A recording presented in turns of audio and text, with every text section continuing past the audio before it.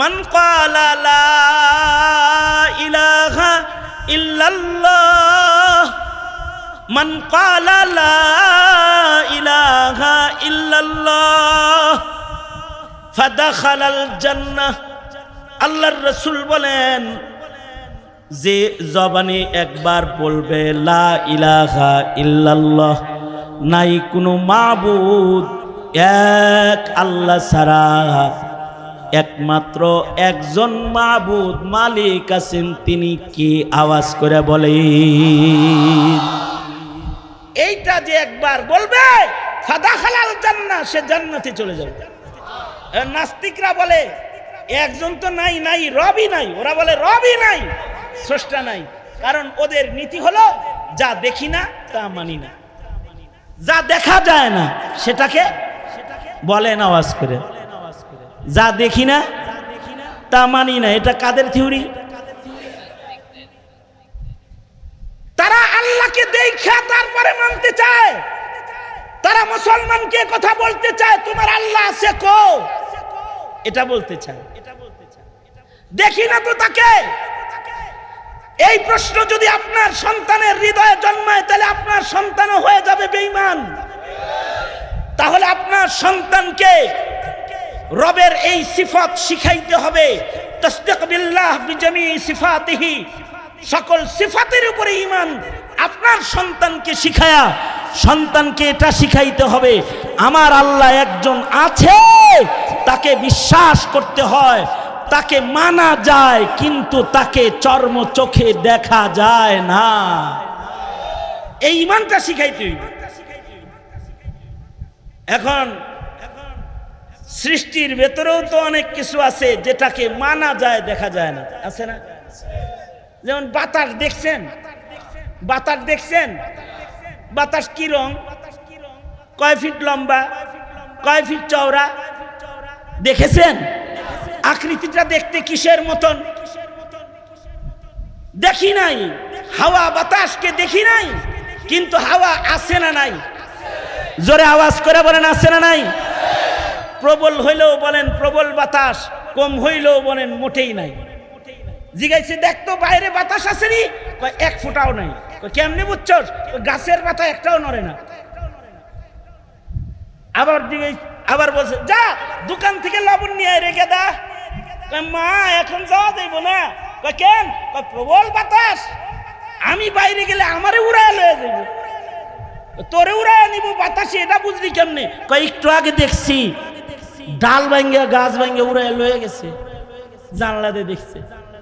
জানালা দিয়া তুমি তোমার জানালা দিয়া ডাল ভেঙ্গে যাওয়া দেখে বুঝলা বাইরে বের হলে তোমাকে উড়ায় নিয়ে যাবে। পাতা নড়ে না, এটা দেখে বুঝলা বাতাস আপাতত এই এরিয়ায় উপস্থিতি নাই। কিন্তু তুমি রবের কোন সৃষ্টি দেখে বুঝলা না যে রব একজন আছে, স্রষ্টা একজন আছে। তুমি দেখতে পারো না, রবরে খুঁজতে পারো না, রবকে চিনতে পারো না, বুঝতে পারো না। আল্লাহর সৃষ্টি দেখে তুমি আন্দাজ করতে পারো না যে রব আছে। তোমার সন্তানকে শিখাইতে পারো না যে আল্লাহ একজন আছে, তাকে মানা যায়, দেখা যায় না। তোমার সন্তানকে ঈমান না শিখানোর কারণে ওরা নাস্তিক দলের মেম্বার হয়ে গেছে, নাস্তিক দলের সদস্য হয়ে গেছে। আল ঈমানু বিজউ ওয়া সাবউনা শু'বাতান আ'লাহা লা ইলাহা ইল্লাল্লাহ ওয়া আদনাহা ইমাতাতুল আযাই আনিত তারিক ওয়াল হায়াউ শু'বাতুম মিনাল ঈমান।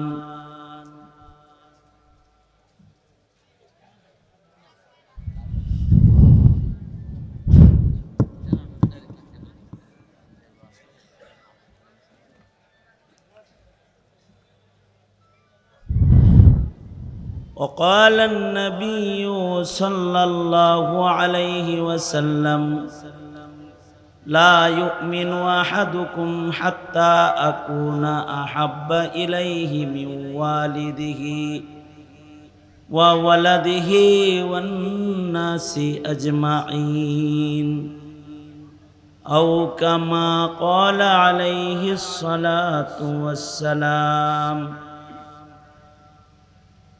اللهم صل على محمد وعلى آل محمد كما صليت على إبراهيم وعلى آل إبراهيم إنك حميد مجيد اللهم بارك على محمد وعلى آل محمد كما باركت على إبراهيم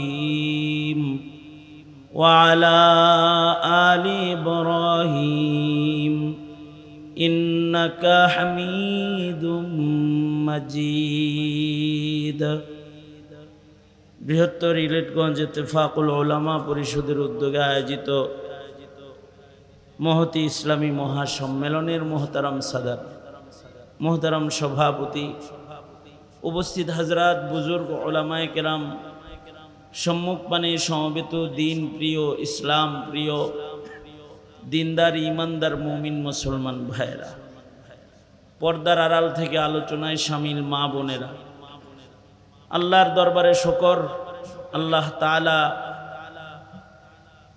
উলামাদের সোহবতে জান্নাতের বাগানে নসিহতের মজমায় আমাদেরকে আল্লাহ তাআলা একত্রিত হওয়ার তৌফিক দান করেছেন।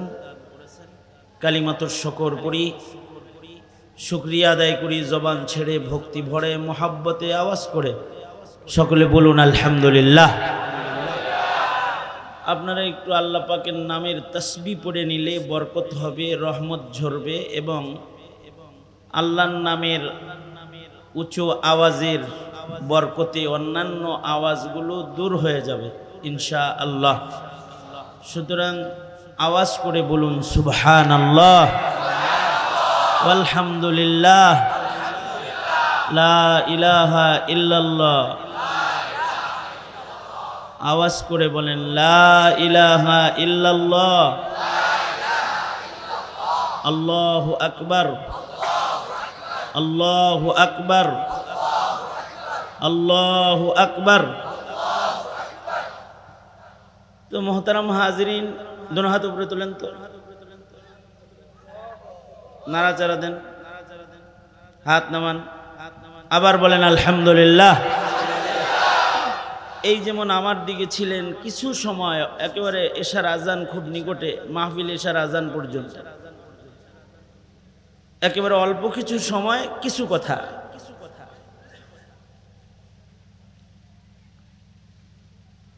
এই দুনিয়াতে কোনো মানুষ স্থায়ী নয়, সব মানুষ মরণশীল। মৃত্যুর পরে মানুষের ঠিকানা দুইটা, হয়তো জান্নাতে যাবে নয়তো দোজখে যাবে।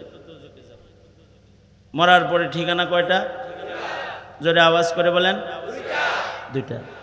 এই পৃথিবীতে কেউ থাকবে না, থাকতে পারে নাই। যদি থাকা সম্ভব হতো ক্ষমতার বলে, তাহলে নমরুদ, ফেরাউন, সাদ্দাত থাকতে পারত। যদি থাকা সম্ভব হতো টাকার বিনিময়ে, কারুন থাকতে পারত। যদি থাকা সম্ভব হতো আল্লাহর সাথে খাতির করে ইবাদতের মাধ্যমে, তাহলে মুহাম্মাদুর রাসূলুল্লাহ সাল্লাল্লাহু আলাইহি ওয়াসাল্লাম, আল্লাহর সাথে সম্পর্ক সবচেয়ে গভীর ছিল, তিনি থাকতে পারতেন। নবী রাসূলগণ থাকতে পারতেন। অর্থাৎ এই পৃথিবী থাকার জায়গা না, আসছি, আবার সকলকে যেতে হবে। কবে যেতে হবে তা আমরা জানি না, একজন জানেন, তিনি কে? আরো জোরে আওয়াজ করে বলেন তিনি কে?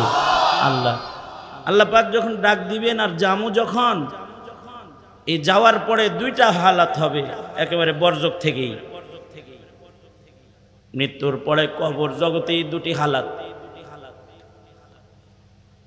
এক প্রকারের কবর আছে, যারা কবরের মধ্যে আল্লাহর জান্নাতের নিয়ামত ভোগ করবে, তাদের কবরগুলোই জান্নাতের বাগান হয়ে যাবে। আবার আর এক প্রকারের নিকৃষ্ট কবর আছে, যাদের কবরটা আগুনের কুণ্ডলী হবে, দোজকের খণ্ড হবে। নাউজুবিল্লাহ, আওয়াজ করে বলেন। আল্লাহর রাসূল বলেছেন, আল কবরু রাউজাতুম মিন রিয়াজিল জান্নাহ আও হুফরাতুম মিন হুফারিন নার। নবীজি বলেন, মৃত্যুর পরে কবর ঘরটাই কারোর জন্য হয়তো জান্নাতের বাগান হয়ে যাবে, অথবা কারোর জন্য দোজকের খণ্ড হয়ে যাবে। এরপরে আবার কবর জগৎ থেকে আবার আখিরাতে আল্লাহর আদালতে পুনরুত্থান হবে আমাদের। আখিরাতের ফায়সালা, শেষ ফায়সালা, তাই এটাকে আখিরাত বলা হয়। দুনিয়া দ্রুবন থেকে এটা একেবারে আগে, এ কারণে দুনিয়া, এরপরে বরজখ, এরপরে আখিরাত। এই যে আখিরাতে আবার আল্লাহর আদালতে দাঁড়াবো, তখনও কাতার দুইটা হবে। কিছু মানুষকে চিরদিনের জন্য আল্লাহ জান্নাতে নিজের বন্ধু হিসাবে নিজের কাছে আল্লাহ তাআলা জায়গা দিবে। আবার কিছু আছে তাদেরকে চিরস্থায়ীভাবে দোজকের আগুনে নিক্ষেপ করা হবে। আখিরাতেও সর্বসাকল্যে দুইটা প্রকার হবে। এক প্রকার আল্লাহর জান্নাতের মেহমান গুলাম, যারা রবের কাছে থাকবে, আল্লাহর কাছে অনন্ত অসীমকাল জান্নাতে থাকবে। এই জান্নাতের জিন্দেগি কোনোদিন শেষ হবে না। আবার কিছু আছে অনন্ত অসীমকাল দোজকের আগুনে নিক্ষিপ্ত হবে, তাদের দোজকের জিন্দেগিও কোনোদিন আর শেষ হবে না। নাউজুবিল্লাহ। এই যে বরজখে অথবা আখিরাতে কেউ জান্নাতে যাবে অথবা জান্নাত পাবে, খুব বেশি কিছু দরকার নাই। জান্নাতে যেতে ক্ষমতার চেয়ারও লাগে না, জান্নাতে যেতে প্রধানমন্ত্রীও হওয়া লাগে না, জান্নাতে যেতে স্বরাষ্ট্রমন্ত্রীও হওয়া লাগে না, জান্নাতে যেতে অর্থমন্ত্রীও হওয়া লাগে না, জান্নাতে যেতে অনেক সুন্দর চেহারাও লাগে না, জান্নাতে যাইতে অনেক সুন্দর বাহন গাড়ির জরুরত হয় না। আল্লাহর পক্ষ থেকে নুরানি বাহনে করে আল্লাহর জিম্মায় বান্দাকে আল্লাহ তাআলা জান্নাত পর্যন্ত পৌঁছায়া জান্নাতে ঢুকায়া চিরদিনের বসবাস স্থল জান্নাতে বান্দাকে জায়গাটা দিবে মাত্র দুইটা সম্বলের বিনিময়ে। কয়টা সম্বল? একটা সম্বল হলো ঈমান।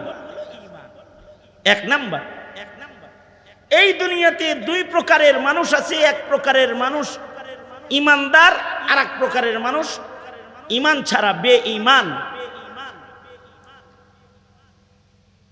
ঈমানদার কারা? যাদের মুখে সর্বনিম্ন একবার বিশ্বাসের সাথে উচ্চারণ হয়েছে লা ইলাহা ইল্লাল্লাহ। কয়বার?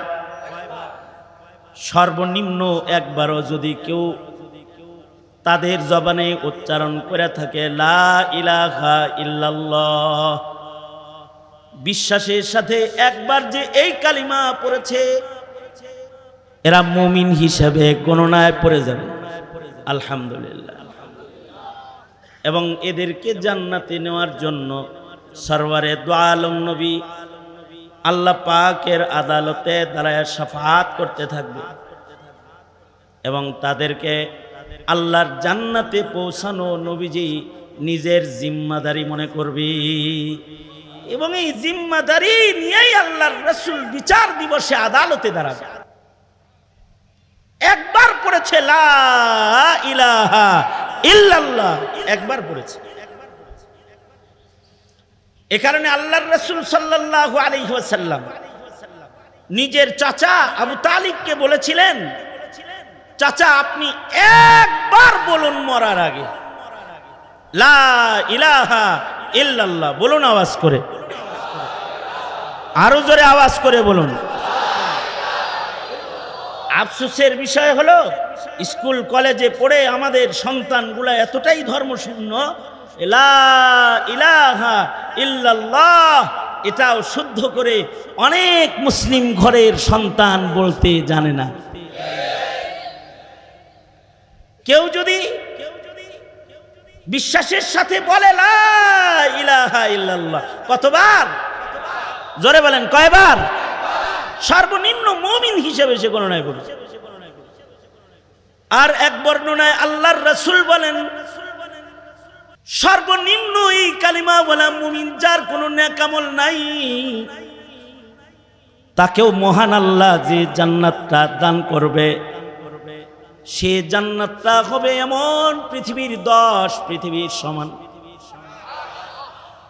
এই উম্মতের কালেমাওয়ালার সর্বকনিষ্ঠ জান্নাতটা হবে এমন দুনিয়ার 10 দুনিয়ার সমান। তাহলে কালেমার কত দাম!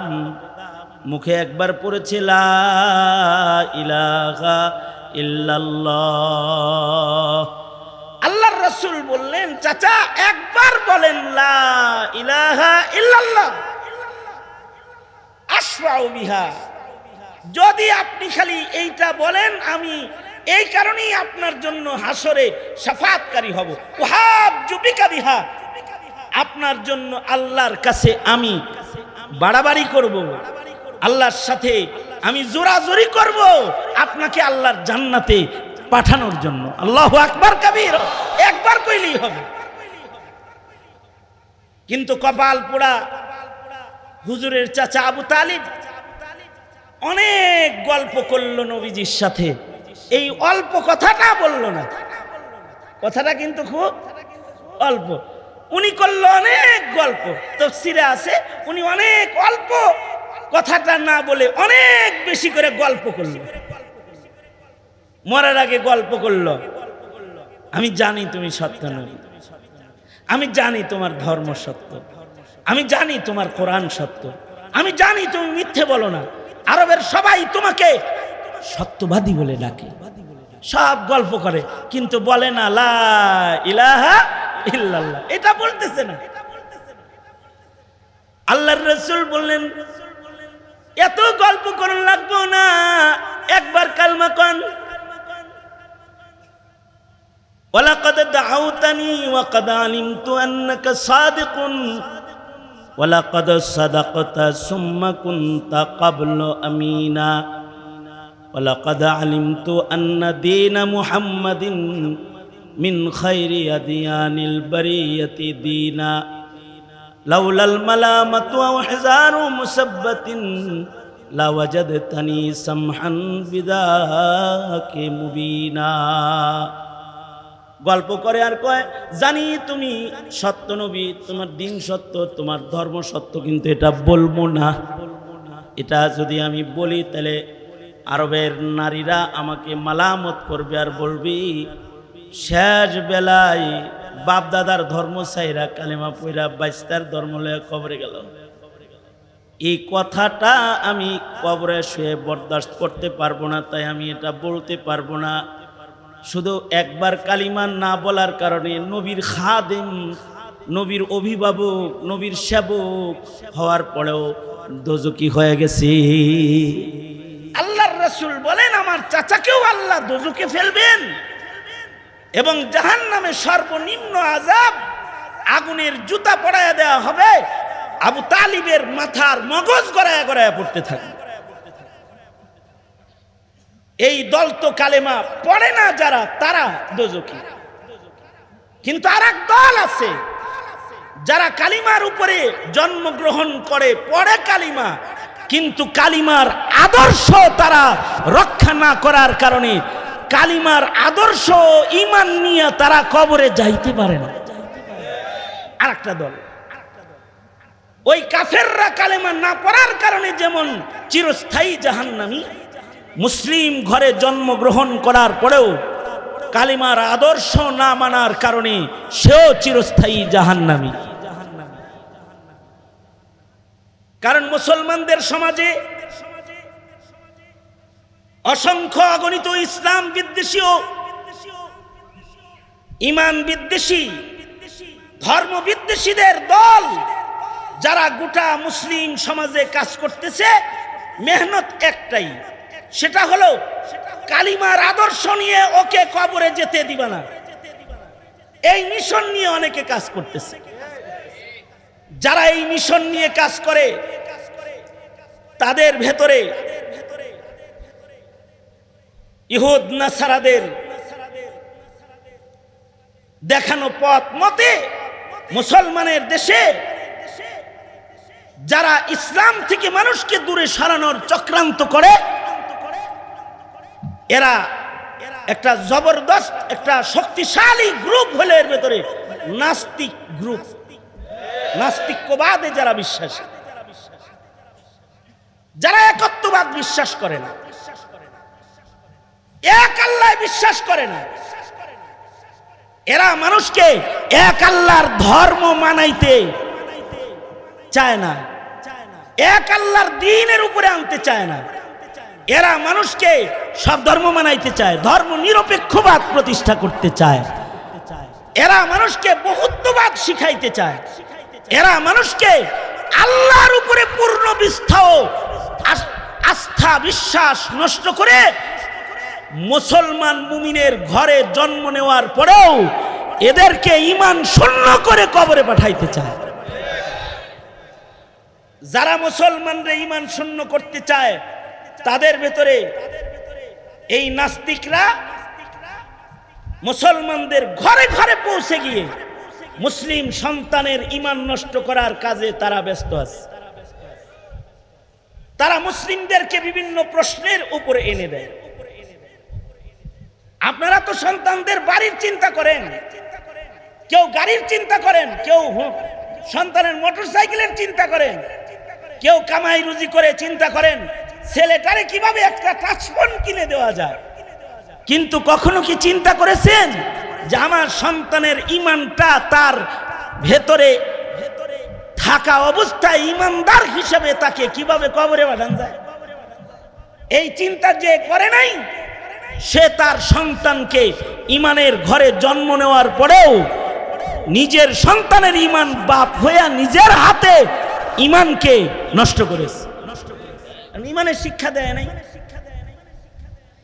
এখনকার প্রজন্মের অন্তরে নাস্তিকদের ছোট ছোট প্রশ্ন আছে,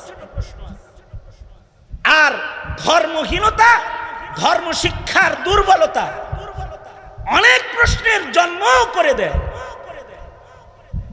যেমন আমার এক বন্ধু, উনি এক জানাজার নামাজ পড়াইছেন, জানাজার নামাজ পড়ায়া জানাজা পড়ায় এসে আমাকে এসে কাঁদতেছে আর বলতেছে, ভাই রে মুসলমান প্রজন্মের ঈমান শেষ।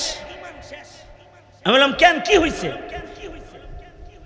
সে বলল যে আজকে একটা জানাজা পড়াইতে গেছিলাম, যেই মাইয়িতের জানাজা পড়ালাম এই মাইয়িতের সন্তান বিদেশে থাকে, বিদেশ থেকে তার বাবার লাশ প্রিজার্ভ করে রাখা হয়েছে, সে এসে তার বাবার জানাজা পড়েছে। বাপের জানাজা পড়তে আসার সময় নিজের ছেলেটাকে দাদার লাশ দেখাইতে নিয়ে আইছে। মৃত দাদারে কমস কম এক নজর নাতি দেখে দেখ, বাপ ছেলেকে নিয়ে দেশে আসছে। উনি বলে দুঃখের সংবাদ হলো আমি জানাজাটা কেবল শেষ করছি, আর লাশের খাটের কোনায় কোনায় আপনজনরা কেবল ধরছে কাঁধে উঠাবে। ঠিক এই সময় এই বাচ্চা তার বাবাকে জিজ্ঞেস করতেছে, আব্বু এখন কি দাদার লাশ আগুন দিয়ে জ্বালায়া দিবা? নাউজুবিল্লাহ, আরো আস্তে করে বলেন নাউজুবিল্লাহ। বুঝে থাকলে বলেন তো কার জিজ্ঞাসা এটা? হিন্দু ঘরের ছেলের জিজ্ঞাসা না মুসলিম ঘরের ছেলের জিজ্ঞাসা? মুসলমানের ঘরের একটা সন্তান তার বাবাকে জিজ্ঞেস করছে, আব্বু দাদার লাশ কি এখন আগুনে জ্বালাইবা? আমার বন্ধু বলে, ভাই রে মুসলমানের ঘরের সন্তান কিন্তু কবরস্থানও চিনে না, শ্মশানও চিনে না, কবরে যে দোজক আছে জান্নাত আছে এ ঈমানটাও রাখে না। মুসলমানের কবরে আল্লাহর জান্নাতের মেহমানদারি আছে এগুলো তো জানেই না। মরার পরে তার দাদাকে কোথায় রাখা হবে তাও সে জানে না। ধর্ম শিক্ষার দুর্বলতার কারণে সন্তানদের বরজখের ঈমান, আখিরাতের ঈমান, আল্লাহর উপরে ঈমান, নবীর উপরে ঈমান, কোরআনের উপরে ঈমান, নবীজির শান ও মাকাম খতমে নবুয়তের উপরে ঈমান, এই ঈমানগুলো সন্তানদের হৃদয়ে মজবুত না হওয়ার কারণে জমিনের বহু মুসলমান ঘরের কোটি কোটি সন্তান এরা ইমানদার হয়ে জন্মায়, কিন্তু বেঈমান হয়ে এরা কবরে চলে যায়। জন্মায় কিন্তু ইমানদার হয়ে, কিন্তু ওই যে নাস্তিকরা বলছে কবরের আযাব বলতে কিছু নাই, এ কারণে কবরের আযাবকে বিশ্বাস করে না। বলুন তো, কেউ যদি বরজখের আযাব বিশ্বাস না করে তার ঈমান থাকবে না বেঈমান হয়ে যাবে? হ্যাঁ, আওয়াজ করে জোরে করে বলেন, আরো জোরে আওয়াজ করে বলেন। কবরের সওয়াল জবাব কেউ যদি বিশ্বাস না করে, বলবেন এটা কোরআন শরীফে নাই, হাদিস শরীফে আছে। এই বর্তমান সময়ে যারা রাষ্ট্র চালায় তাদের সকল দুর্বলতাগুলো আছে ঈমানের। সঙ্গত কারণে যারা হাদিস অস্বীকার করে তাদেরকে কমিশনের ভেতরে জায়গা দিয়েছে। তারা হাদিস অস্বীকার করে যারা, তারা শিক্ষা কমিশনে জায়গা পেয়েছিল। অথচ যদি কেউ হাদিস অস্বীকার করে, মুনকিরে কোরআনের যেমন ঈমান নাই বেঈমান, মুনকিরে হাদিস যে সেও বেঈমান। এই ঠিক আস্তে করে বলেন, কেন জোরে আওয়াজ করে বলেন। মুনকিরে কোরআন যেমন বেঈমান, মুনকিরে হাদিসও এরকম বেঈমান। এখন কেউ যদি কবরের সওয়াল জবাব না মানে, তাহলে তো সে হাদিস মানতেছে না, কবরের প্রশ্ন মানতেছে না। অথচ আল্লাহর রাসূল বলেছেন কবরে যাওয়ার পরে প্রশ্ন হবে কয়টা? আরো জোরে আওয়াজ করে বলেন কয়টা? আরো জোরে বলেন কয়টা? ঈমান রাখতে হবে। যদি কবরের প্রশ্নের উত্তর ঠিক হয় তাহলে কবর জান্নাতের বাগান হবে, আর যদি কবরের প্রশ্নের উত্তর না দিতে পারে কবরের দোজখের আগুন ধরে যাবে, কবর দোজখের খণ্ড হয়ে যাবে। এই যে বরজখের উপরে ঈমান, মুসলমানের সন্তান কিন্তু বরজখ মানে না।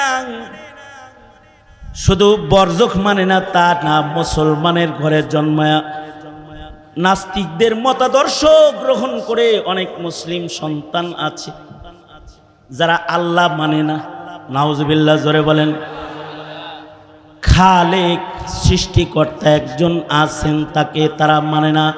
ওরা মনে করে স্রষ্টা বলতে কিছু নাই, আমরা প্রাকৃতিকভাবে জন্মগ্রহণ করেছি। নাউজুবিল্লাহ, বলেন তো স্রষ্টা আছে না নাই? আরো জোরে বলেন, আছে না নাই? রব খালেক আছে না নাই? কয়জন আছে? কয়জন? আরো জোরে আওয়াজ করে বলেন। 33 কোটি, 100, 200, 2 জন, 3 জন, কয়জন? কুল হুয়াল্লাহু, কুল হুয়াল্লাহু, আল্লাহ কয়জন? একজন, তিনি এক ও একক। এই বিশ্বাস থাকতে হবে। খ্রিস্টানদের মতো 3 খোদা মানলেও হবে না, অথবা ইহুদিদের মতো 2 খোদা মানলেও হবে না। 2 খোদা 3 খোদা মানলেই ঈমান থাকবে না। খোদা একজন, রব একজন, মালিক একজন, তিনি কে? জোরে আওয়াজ করে বলেন। এক আল্লাহ বিশ্বাসী যারা যারা বলবে মান ক্বালা লা ইলাহা ইল্লাল্লাহ, মান ক্বালা লা ইলাহা ইল্লাল্লাহ ফাদাখালাল জান্নাহ। আল্লাহর রাসূল বলেন, যে জবানে একবার বলবে লা ইলাহা ইল্লাল্লাহ, নাই কোনো মাবুদ এক আল্লাহ ছাড়া একমাত্র একজন মাবুদ মালিক আছেন, তিনি কি? আওয়াজ করে বলেন। এইটা যে একবার বলবে ফাদাখালাল জান্নাহ, সে জান্নাতে চলে যাবে।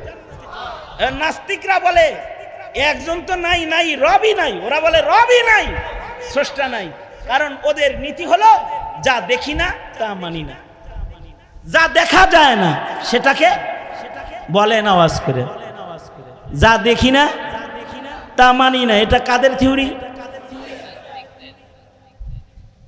তারা আল্লাহকে দেখা তারপরে মানতে চায়। তারা মুসলমানকে কথা বলতে চায় তোমার আল্লাহ আছে কো, এটা বলতে চায়।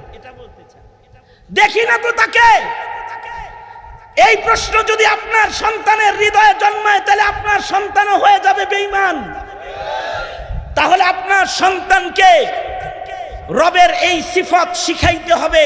তাসদিক বিল্লাহ বিজামি সিফাতিহি, সকল সিফাতের উপরে ঈমান আপনার সন্তানকে শিখায়া সন্তানকে এটা শিখাইতে হবে আমার আল্লাহ একজন আছে, তাকে বিশ্বাস করতে হয়, তাকে মানা যায়, কিন্তু তাকে চর্ম চোখে দেখা যায় না। এই ঈমানটা শিখাইতে হইবে। এখন সৃষ্টির ভেতরেও তো অনেক কিছু আছে যেটাকে মানা যায়, দেখা যায় না, আছে না? যেমন বাতাস দেখছেন, বাতাস দেখছেন, বাতাস কি রং, কয় ফিট লম্বা, কয় ফিট চওড়া দেখেছেন? আকৃতিটা দেখতে কিসের মতন? দেখি নাই। হাওয়া বাতাসকে দেখি নাই, কিন্তু হাওয়া আছে না নাই? জোরে আওয়াজ করে বলেন আছে না নাই? প্রবল হইলেও বলেন প্রবল বাতাস, কম হইলেও বলেন মোটেই নাই। জিগাইছে দেখতো বাইরে বাতাস আসেনি, এক ফুটাও নাই। কেমনে বুঝছস? গাছের পাতা একটাও নড়ে না। আবার আবার বলছে যা দোকান থেকে লবণ নিয়ে রেখে দা। মা এখন যাওয়া যাইব না। কেন? প্রবল বাতাস, আমি বাইরে গেলে আমারে উড়ায় লয়ে যাইব। তোরে উড়ায় নিব বাতাসে, এটা বুঝলি কেমনে? একটু আগে দেখছি ডাল ভাঙ্গে গাছ ভাঙ্গে উড়ায় লয়ে গেছে, জানালা দিয়ে দেখছে। জানালা দিয়া তুমি তোমার জানালা দিয়া ডাল ভেঙ্গে যাওয়া দেখে বুঝলা বাইরে বের হলে তোমাকে উড়ায় নিয়ে যাবে। পাতা নড়ে না, এটা দেখে বুঝলা বাতাস আপাতত এই এরিয়ায় উপস্থিতি নাই। কিন্তু তুমি রবের কোন সৃষ্টি দেখে বুঝলা না যে রব একজন আছে, স্রষ্টা একজন আছে। তুমি দেখতে পারো না, রবরে খুঁজতে পারো না, রবকে চিনতে পারো না, বুঝতে পারো না। আল্লাহর সৃষ্টি দেখে তুমি আন্দাজ করতে পারো না যে রব আছে। তোমার সন্তানকে শিখাইতে পারো না যে আল্লাহ একজন আছে, তাকে মানা যায়, দেখা যায় না। তোমার সন্তানকে ঈমান না শিখানোর কারণে ওরা নাস্তিক দলের মেম্বার হয়ে গেছে, নাস্তিক দলের সদস্য হয়ে গেছে।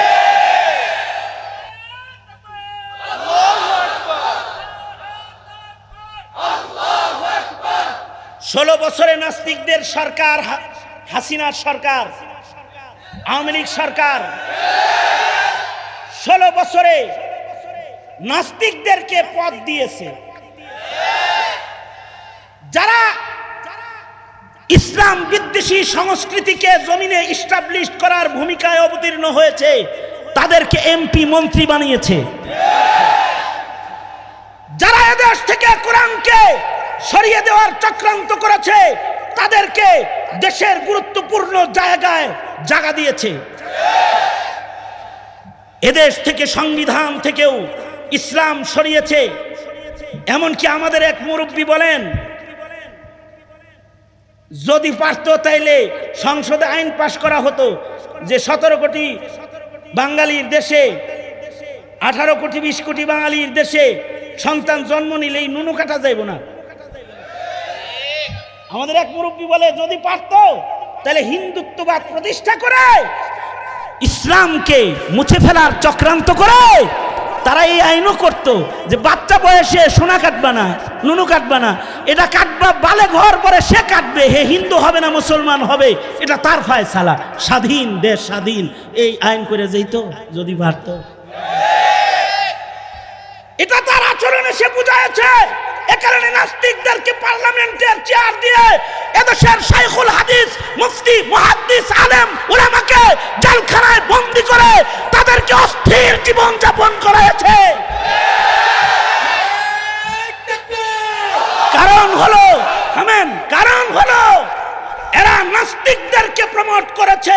ইসলাম আর তাওহীদ আর একাত্মবাদ যারা শিখায় তাদের উপরে জুলুম, অত্যাচার, নিপীড়ন, জুলুম করেছে, অত্যাচার করেছে। এক শাপলা চত্বরে এক রাত্রে যে জুলুম করেছে, স্বাধীনতার পর থেকে বাংলাদেশের সকল জুলুম একত্রিত করলে তার সমান হবে না, তার সমান হবে না। এই উলামায়ে কেরামের অপরাধ কি? কি তাদের অপরাধ? তাদের অপরাধ একটাই, তারা জাতিকে ঈমান শিখায়। কি কথা বলেন, ঠিক না ঠিক? জোরে আওয়াজ করে বলেন। তারা জাতিকে বুঝায় যে আল্লাহ আছে, নবী শেষ নবী, কুরআন মানতে হইব। এইগুলা বলাই মৌলবীদের অপরাধ। এবং এই বলা বলি বন্ধ করার জন্য এক সময় মাহফিল নিষিদ্ধ ছিল। এই ইলেকগঞ্জ চান্দিনায় বহু মাহফিলের মাইক ওসি সাহেব খুলে নিয়ে গেছে। দিন বদলায়েছে আল্লাহ, যে এখন ওসি সাহেব থানায় বসতে হুজুরের দুয়ালয়ে বসা লাগে, হুজুরের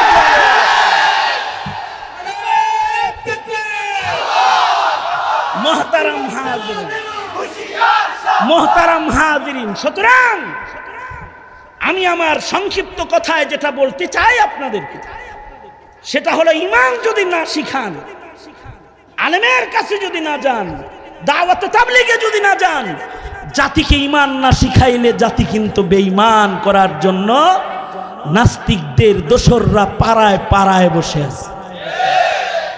আর ঈমান হলো একটা মুমিনের সবচেয়ে বড় ধন। সুতরাং ঈমান শিখানোর দায়িত্ব নিলেন তো? সন্তানরে ঈমান শিখাইবেন তো ইনশাআল্লাহ? কারা কারা শিখাইবেন? হাত তোলেন। আমার সাথে ওয়াদা করেন, বলেন ইয়া আল্লাহ। আরো জোরে বলেন ইয়া আল্লাহ। নিজে মওত পর্যন্ত ঈমানের চর্চা করিব, প্রজন্মকে ঈমানদার বানাতে মৃত্যু পর্যন্ত প্রজন্মের ঈমানের পাহারা দিব, ঈমান শিক্ষা দিব, ঈমানিয়াত শিক্ষা দিব, দ্বীনিয়াত শিক্ষা দিব। চিল্লায়া জোরে আওয়াজ করে বলেন ইনশাআল্লাহ, জোরে করে বলেন ইনশাআল্লাহ। আর এই উম্মতের উলামায়ে কেরাম যারা জাতির ঈমান পাহারা দেয় তাদের সাথে চলবো ইনশাআল্লাহ। বলেন আলেমদের সাথে থাকবেন তো ইনশাআল্লাহ? আলেমদের সাথে চলবেন তো ইনশাআল্লাহ? মনে হাত উপরে তোলেন। আজকে উলামা পরিষদের সাথে একটু থাকেন, জোরে কোন বিসমিল্লাহ। আরো জোরে মোট করেন, জোরে আওয়াজ করে বলেন বিসমিল্লাহ। পকেটে হাত দেন, যার যা আছে বের করেন। এই বৃহত্তর ইলিটগঞ্জ ইত্তেফাকুল উলামা, এরা বন্যার্তদের পাশে দাঁড়ায়, এরা অসহায় মানুষের পাশে দাঁড়ায়। এই যে এখন জায়গায় জায়গায় নতুন করে বন্যা আক্রমণ করেছে, তারা স্বেচ্ছাসেবকরা মাঠের ভেতরে ঢুকো, তারা আপনাদের এই অর্থগুলো দিয়ে চতুর্মুখী দ্বীনি খেদমাতগুলো আঞ্জাম দিবে। আল্লাহ তাআলা এই সংগঠনকে কবুল করেন, তাদেরকে কবুল করেন, আমাদেরকে কবুল করেন। এই ব্যাগ আছে, ব্যাগ ব্যাগ নড়াচড়া করেন না, কেউ উঠা বসা করেন না। এই এই এই ব্যাগগুলা ভেতরে চলে আসুক, এরপরে ইনশাআল্লাহ দোয়া হয়ে যাবে। দোয়ার পরে ইনশাআল্লাহ জামাতের সাথে নামাজ পড়ে সবাই ঘরে যাবে।